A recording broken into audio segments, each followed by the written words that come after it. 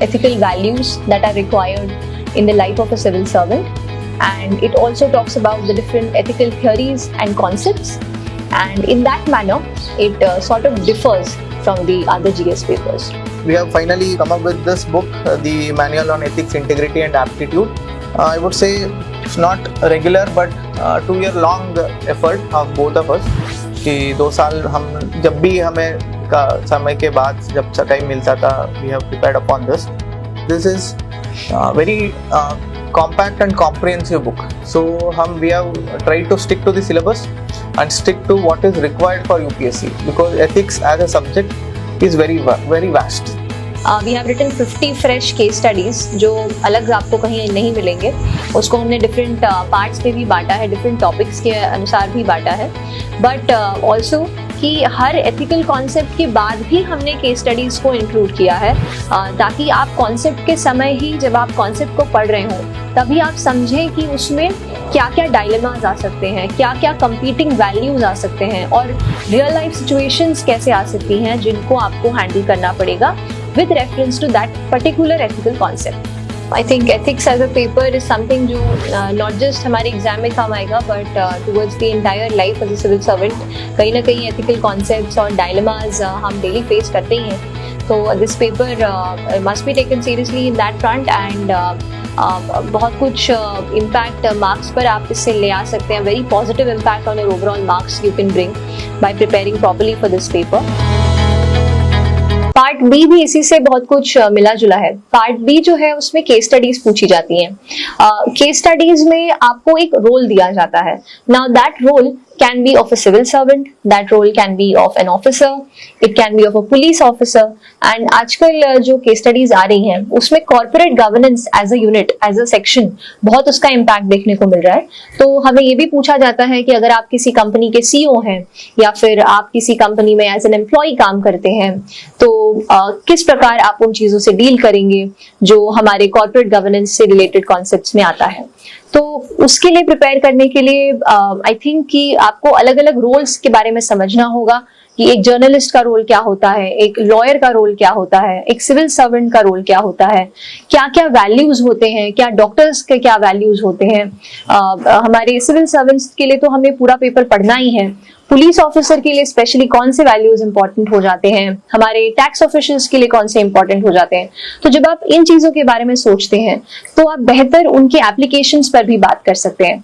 और फिर case studies जो प्राइवेट बेस्ड केस स्टडीज जैसा मैं बात कर रही थी उसमें कंपनीज क्योंकि आजकल कॉर्पोरेट वर्ल्ड के साथ government works hand in hand बहुत सारे सिस्टम्स में, तो हम कैसे उन पर्टिकुलर इकोनॉमिक चैलेंजेस को, हमारे जो कॉन्फ्लिक्ट ऑफ इंटरेस्ट जनरेट होता है उन चैलेंजेस को हम कैसे डील करेंगे, इस पर भी बहुत सारे क्वेश्चंस जनरेट हो रहे हैं.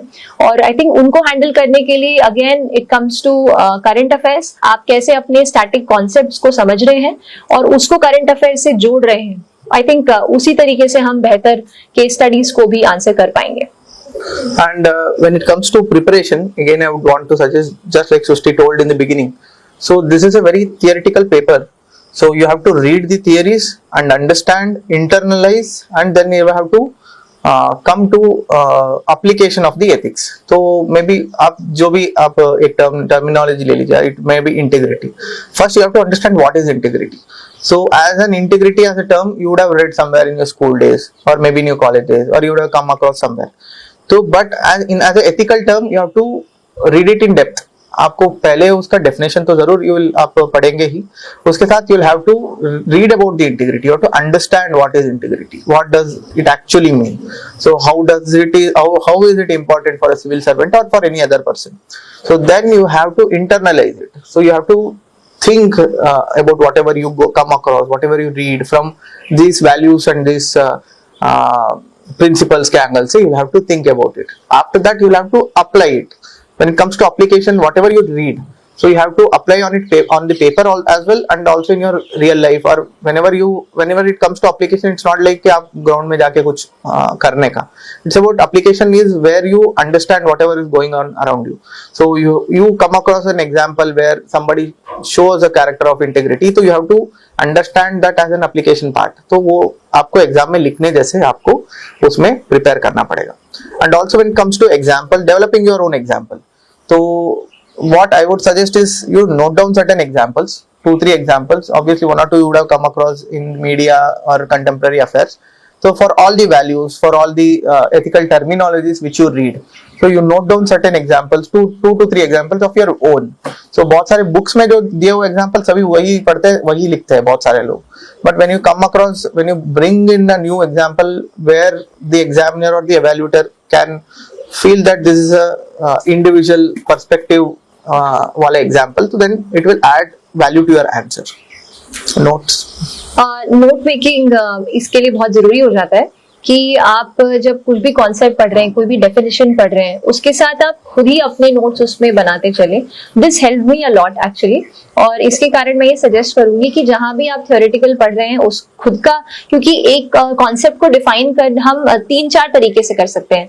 तो वो कौन सा बेस्ट सेंटेंस है, वो कौन सा बेस्ट वर्ड का फ्रेमिंग है जो आपको लगता है कि ये सबसे अच्छे से इस कॉन्सेप्ट के मीनिंग को कन्वे कर रहा है, या फिर मैं इसको इजीली समझ पा रहा हूँ, तो वो कॉन्सेप्ट या वो सेंटेंसेस, वो डेफिनेशंस आप अपने पास लिखकर जरूर रखिए.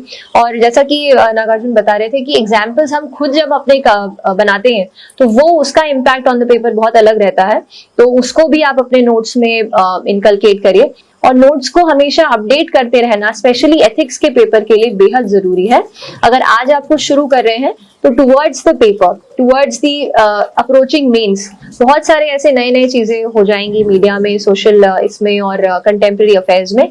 उनको भी आप अपने नोट्स में जरूर अपडेट करते रहिएगा.